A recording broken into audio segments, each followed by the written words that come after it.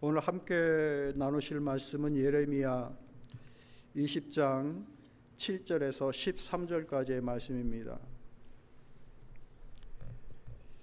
예레미야 20장 7절에서 13절까지의 말씀, 구약성경 1082쪽에 있습니다. 교독하겠습니다. 여호와여, 주께서 나를 권유하심으로 내가 그 권유를 받았사오며 주께서 나보다 강하사 이기셨사오므로 내가 조롱거리가 되니 사람마다 종일토록 나를 조롱하나이다. 내가 말할 때마다 외치며 파멸과 멸망을 선포하므로 여호와의 말씀으로 말미암아 내가 종일토록 치욕과 모욕거리가 됨이니이다. 내가 다시는 여호와를 선포하지 아니하며 그의 이름으로 말미암아 말하지 아니하리라 하면 나의 마음이 불붙는 것 같아서 골수에 사무치니 답답하여 견딜 수 없나이다. 나는 무리의 비방과 사방의 두려움을 들었나이다. 그들이 이르기를 고소하라, 우리도 고소하리라 하오며 내 친한 벗도 다 내가 실족하기를 기다리며 그가 혹시 유혹을 받게 되면 우리가 그를 이기어 우리 원수를 갚자 하나이다. 그러하오나 여호와는 두려운 용사 같으시며 나와 함께 하심으로 나를 박해하는 자들이 넘어지고 이기지 못할 것이오며 그들은 지혜롭게 행하지 못하므로 큰 치욕을 당하오리니 그 치욕은 길이 잊지 못할 것이니이다. 의인을 시험하사 그 배부와 심장을 보시는 만군의 여호와여, 나의 사정을 주께 아뢰었사온즉 주께서 그들에게 보복하심을 나에게 보게 하옵소서. 같이 여호와께 노래하라. 우리는 여호와를 찬양하나. 가난한 자의 생명을 행악자의 손에서 구원하셨음이니라. 아멘. 다시 찬양할 수 있도록 이라는 제목으로 여러분과 함께 말씀을 나누고자 합니다. 너무 길어서 제목을 좀 반으로 자른 건데요. 이어지는 내용은 이제 그런 겁니다. 다시 찬양할 수 있도록 택한 자를 붙드시는 하나님입니다. 뭐라고요? 다시 찬양할 수 있도록 택한 자를 붙드시는 하나님.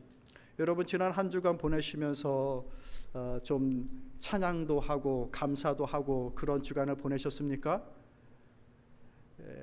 그렇게 보내셨다고 한다면 좀 평탄하시고 평안하셨던 한 주간이었을 것 같습니다. 우리가 주님으로부터 부르심을 받고 각자의 사명을 받아서 그 사명을 이루며 살아가는 믿음의 삶을 살아갑니다. 그리고 내가 하나님의 기쁨과 영광이 되겠다라고 하는 그 결단도 순간순간 자주 합니다. 그러면 좀 생이 좀 평탄하고 평안한가?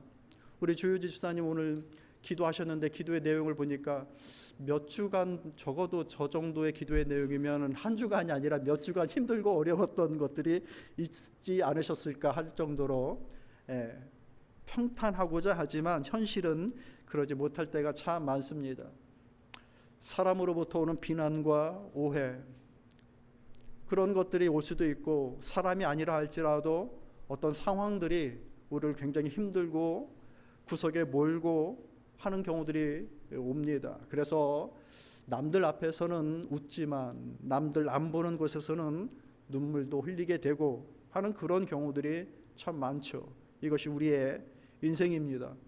믿음을 가졌다고 해서 특별하게 이것과 다른 차원으로 구름 위를 걷듯 그렇게만 살아갈 수 있느냐? 아니죠. 우리 또한 현실을 살아가고 있기 때문에 이런 문제들을 동일하게 겪고 살아가는 것이죠. 오늘 본문의 말씀을 보면 예레미야의 얘기가 나오는데 예레미야 또한 그와 같은 처지인 것입니다. 하나님의 부르심을 받아서 선지자가 됐습니다. 저 시골 구석에서 하나님의 말씀을 선포하고 있는 자가 아니라 예루살렘 중앙에서 하나님의 말씀을 선포하고 있는 유력한 자입니다. 그런 그가 하나님의 뚜렷한 음성으로 말씀을 받고 그 말씀을 민족을 위하여, 나라를 위하여, 장래를 위하여 선포합니다. 그 정도 되어지면 칭찬이 있고 따르는 사람들이 많이 있어야 될 터인데 앞서 있는 말씀들을 여러분 읽어보십시오. 칭찬은커녕 조롱과 외면과 핍박이 뒤따르게 되어집니다.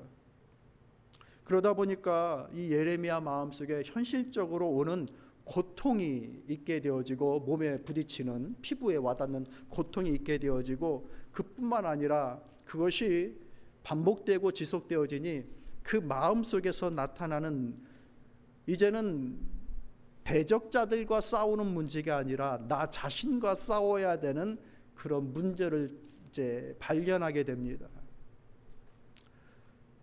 적이 한번 만나면 잘 싸워서 이길 수도 있어요. 그런데 계속 같은 문제가 발생되어져서 나의 뒤를 쫓아오면 적만의 문제가 아니에요. 이젠 내가 나의 적이 돼요. 나를 내가 끄집어 내려요. 의욕이 떨어지고 용기가 무너지고 막막하고 무기력해지고 하는, 내 안에 내가 나의 적이 되어버리는 경우들이 있는 것이죠. 이 예레미야가 바로 이제 그런 처지에 있는 거예요. 바로 윗절에 20장 1절부터 시작되어지는 그 말씀 보면은 임멜의 아들 제사장 바스홀이라고 하는 인물이 나오는데 동료예요. 그런 그가 때립니다.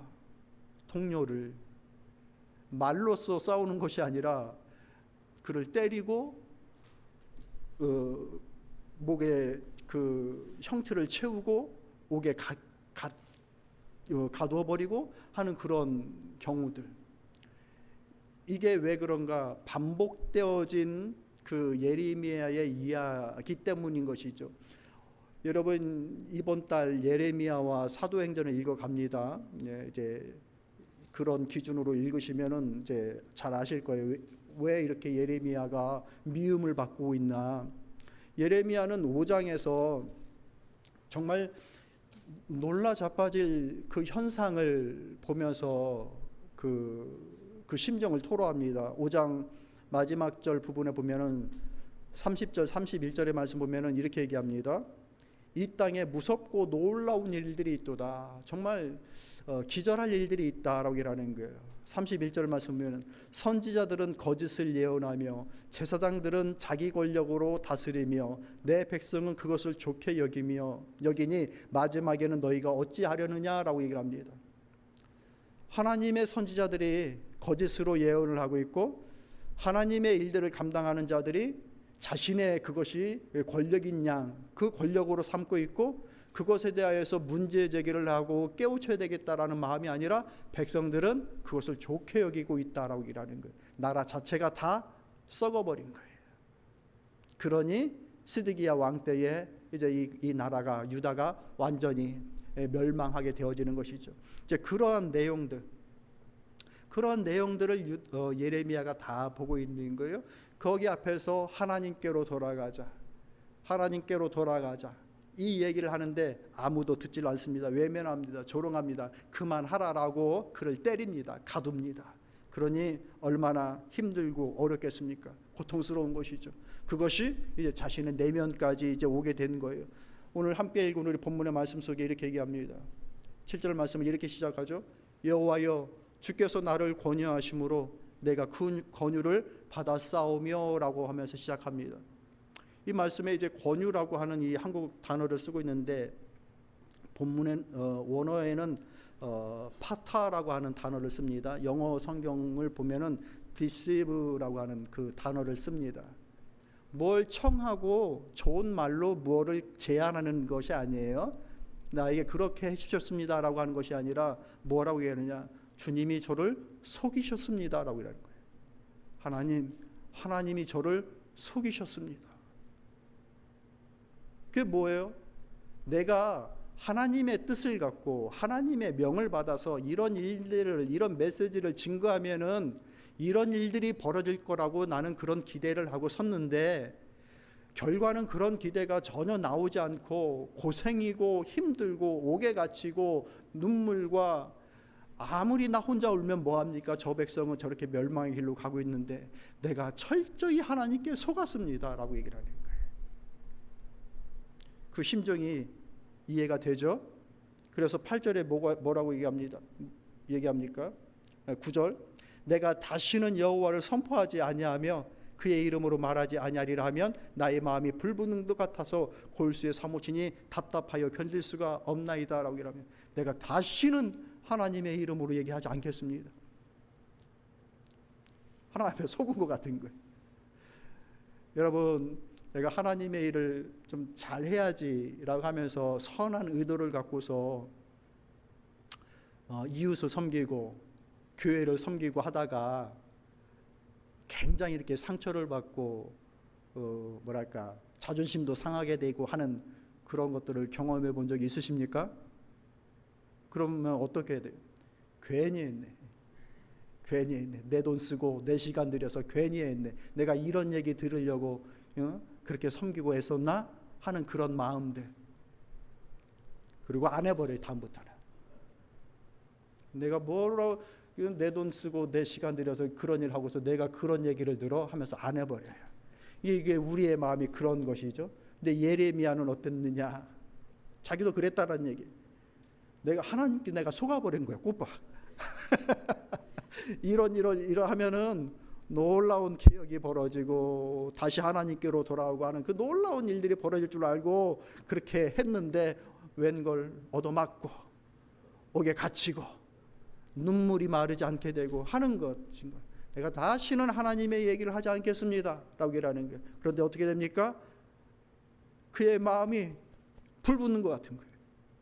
그래서 하나님의 얘기를 다시 하질 않으면 내가 견딜 수가 없는 거예요. 할렐루야. 그래서 그는 어떻게 됩니까? 다시 하나님을 찬양하라. 하나님을 노래하라. 그 가난한 자를 구원하시는 그 하나님을 찬양하라 라고 하는 그 내용이 오늘 본문 속에 나오는 새로운 결론이 됐던 것이죠. 어떻습니까? 하나님은 그가 택한 자를 어떻게든 붙잡고 끌고 가시면서 결국 그 하나님을 다시 찬양하는 인생으로 바꾸신다라는 사실입니다. 오늘 저는 이 본문 속에서 하나님의 부르심이라는 것이 무엇인가, 그 성격이 어떤 것인가를 좀 살펴보고 그 무게를 살펴보며 부르신 자와 하나님은 어떻게 동행하여 가시는가, 그 내용을 함께 나누고자 합니다. 하나님의 부르심은 개별적으로 개인적으로 부르실 수도 있고요, 가정으로 부르실 수도 있고요, 교회 이름으로도 부르실 수 있습니다.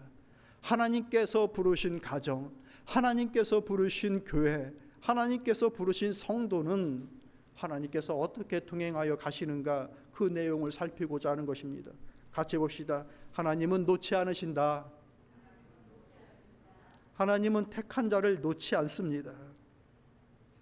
그가 아무리 힘들고 어렵다라고 얘기한다 할지라도, 그 가운데 그의 연약함이 아무리 이렇게 드러난다 할지라도 하나님은 그가 택한 자를 결코 놓지 않습니다. 왜 예레미야가 그렇게 다시는 하나님의 얘기를 하지 않겠습니다 라고 얘기를 합니까? 사람들로부터 욕을 먹고 매를 맞고 옥에 갇히는 그 실질적인 현실적인 어려움을 겪었기 때문에 그렇습니다. 보통의 경우라면 이런 경우에 다 무너집니다. 그의 삶이 힘들고 어려우면 하나님의 사역, 하나님의 부르심, 이런 것들을 다 놓게 되어집니다. 누가 그 의지로, 선한 의지로, 나의 의도로 그렇게 하고자 하는 사람들은, 그러나 하나님께서 부르신 자들은 그런 힘들고 어려운 과정이 있다 할지라도 결코 그 자리를 떠날 수 없게 하나님이 만드십니다. 주께서 택하셔서 그 자리를 지키게 하시고 견디게 하시고 결국에는 그 일을 하게끔 하셔요. 여러분, 우리가 알잖아요. 누구? 요나. 하나님이 택하셨어요. 저 니느웨로 가서 하나님의 임박한 심판을 예고하라. 그런데 저 민족은 너무나도 싫은 민족이에요.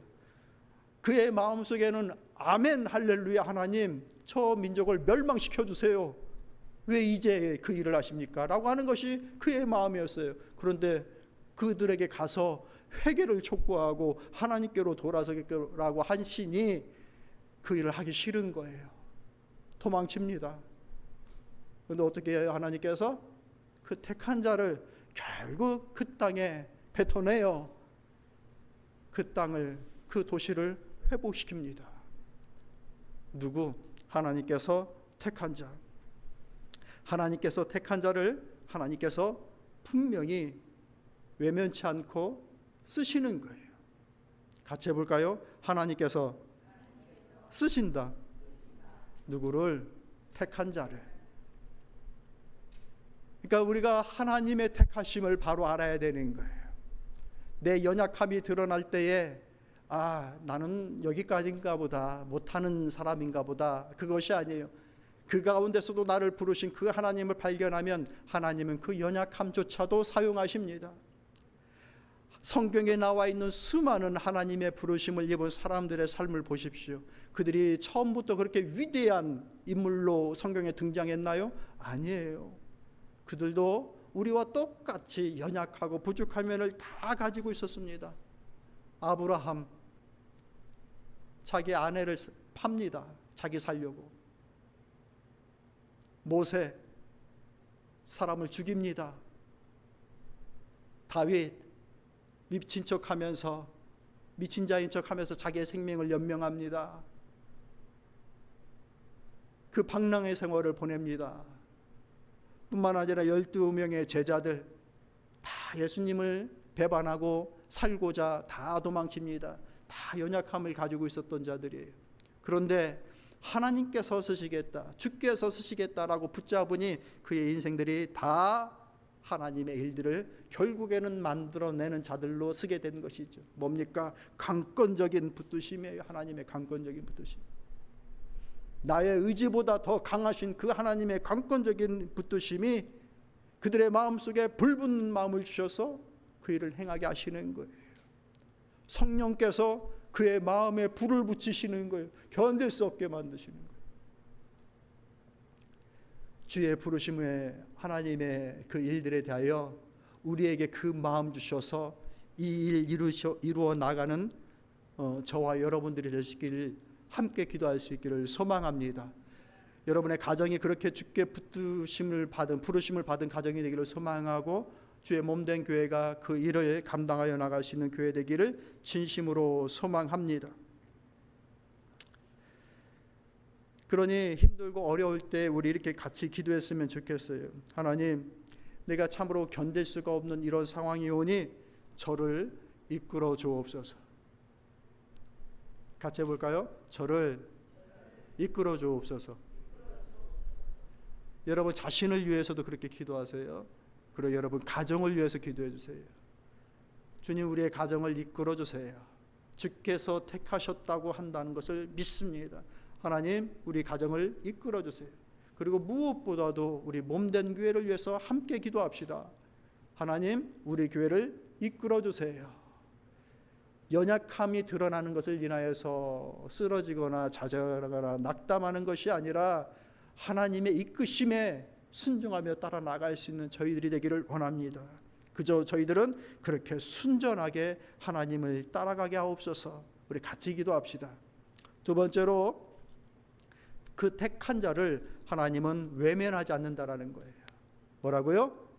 외면하지 않는다. 10절 12절 말씀을 보면 이렇게 씁니다. 여러분 같이 읽어볼까요? 10절 말씀. 나는 무리의 비방과 사방의 두려움을 들었나이다. 그들의 길을 고소하라. 우리도 고소하리라 하오며 내 친한 벗도 다 내가 실족하기를 기다리며 그가 혹시 유혹을 받게 되면 우리가 그를 이기어 우리 원수를 갚자 하나이다. 친구조차도 이렇게 되니 사람 마음이 어떻게 견딥니까?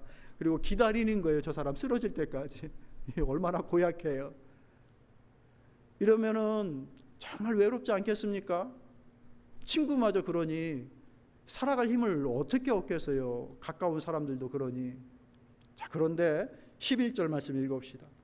그러하오나 여호와는 두려운 용사 같으시며 나와 함께 하심으로 나를 박해하는 자들이 넘어지고 이기지 못할 것이오며 그들은 지혜롭게 행하지 못함으로 큰 치욕을 당하오리니 그 치욕은 길이 잊지 못할 것이니이다. 여호와는 두려운 용사 같다. 11절. 여호와는 두려운 용사 같으사 나와 함께 하심으로 그들이 나를 이기지 못할 것이다 라고 얘기를 하는 거예요. 고백하는 거예요.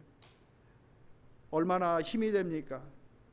하나님은 정말로 두려운 용사와 같다.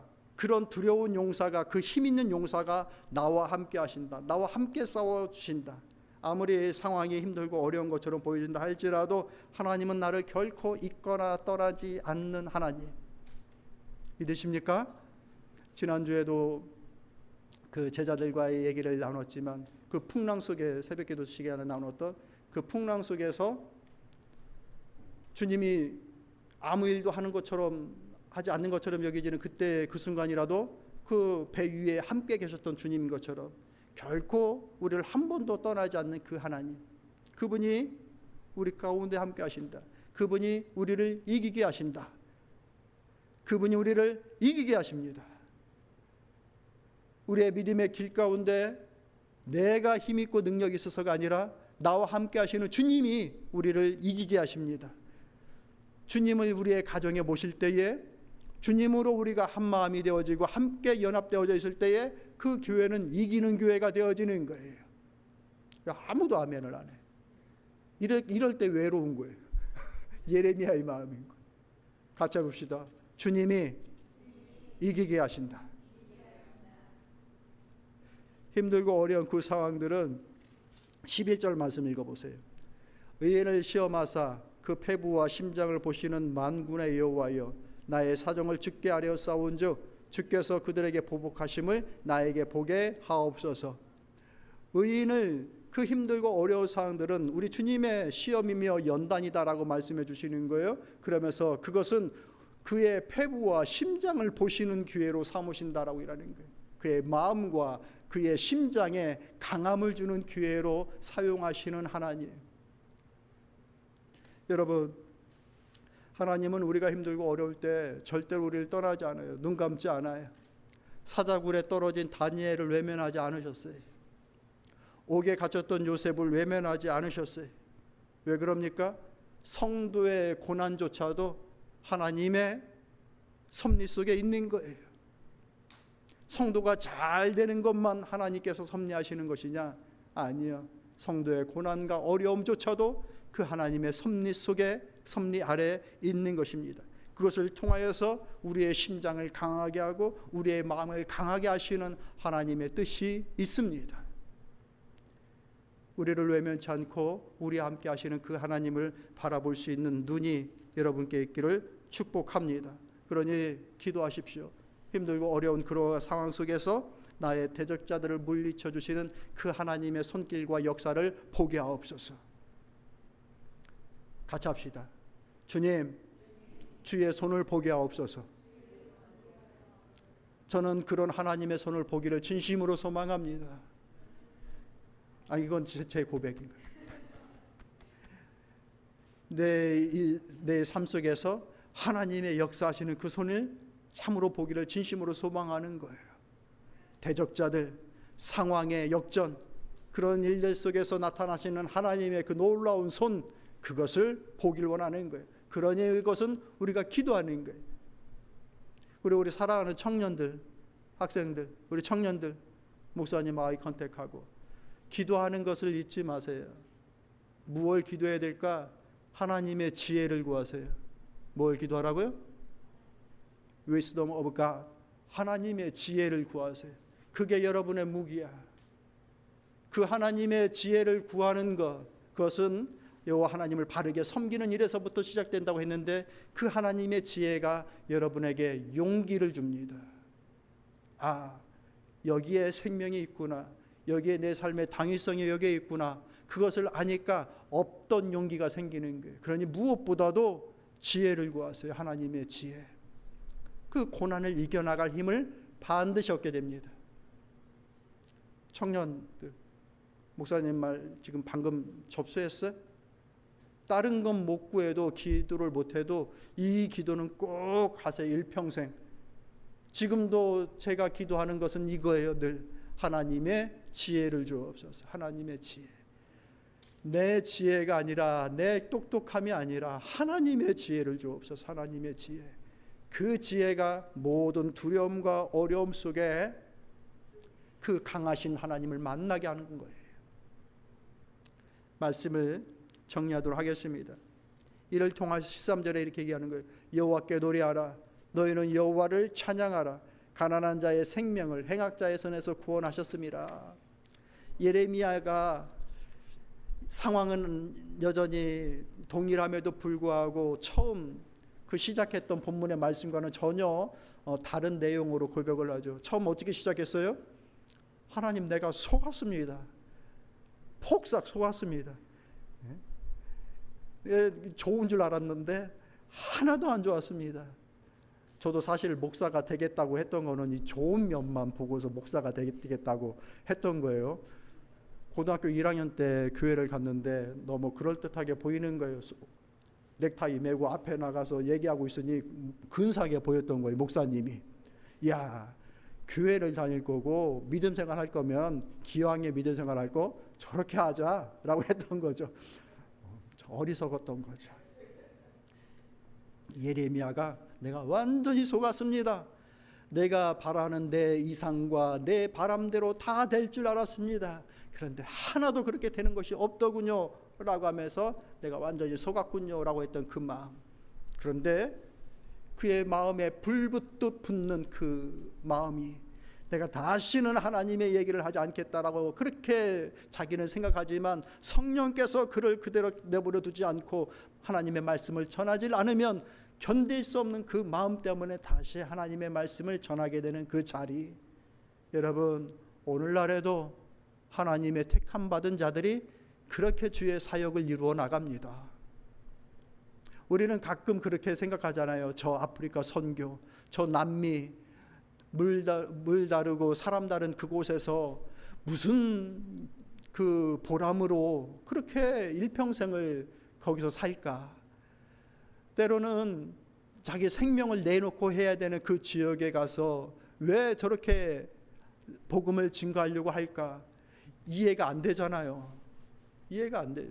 그런데 그들은 그거 안 하면 안 하는, 견딜 수 없는 그 답답한 마음 때문에 그곳에 가는 거예요. 하나님의 택함 받은 자들, 하나님의 부르심, 하나님의 부르심의 성격은 바로 그렇습니다. 놓지 않으셔야 부른 자를.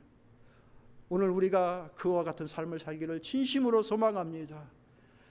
70, 80, 요즘은 100세에 이 잠깐의 시간을 살다 가는 우리의 인생인데 하나님께서 놓지 않는 그 사명을 따르다가 산 인생이다라고 하는 그 마음, 그 인생을 살다가 하나님 앞에 서는 우리의 삶이 되기를 진심으로 소망합니다. 때로는 힘들고 어려운 일들이 분명히 있을 거예요. 그럴 때에 나의 의지로는 설 수 없어요. 성령께서 강권하시는 그 힘이 아니면은 그 사명의 길을 걸어 나갈 수가 없습니다. 교회를 세워나가는 그 길을 갈 수가 없습니다. 믿음으로 가정을 지켜나갈 수가 없습니다. 강권하시는 그 하나님의 성령의 인도하심을 구합시다. 그래서 쓰지 않으면, 행하지 않으면 답답하여 견딜 수 없는 그 마음으로 순전하며 자원하는 마음으로 가는 그 믿음의 길. 그래서 비록 상황은 녹록치 않다 할지라도 그의 입술 속에서 하나님을 향한 노래가 있고 찬양이 있는 신실하신 그 하나님을 믿어 나가는 온전한 믿음, 그것이 우리에게 있기를 진심으로 소망합니다. 바울과 실라가 바로 사도행전 16장에 나왔던 그 내용 아닙니까?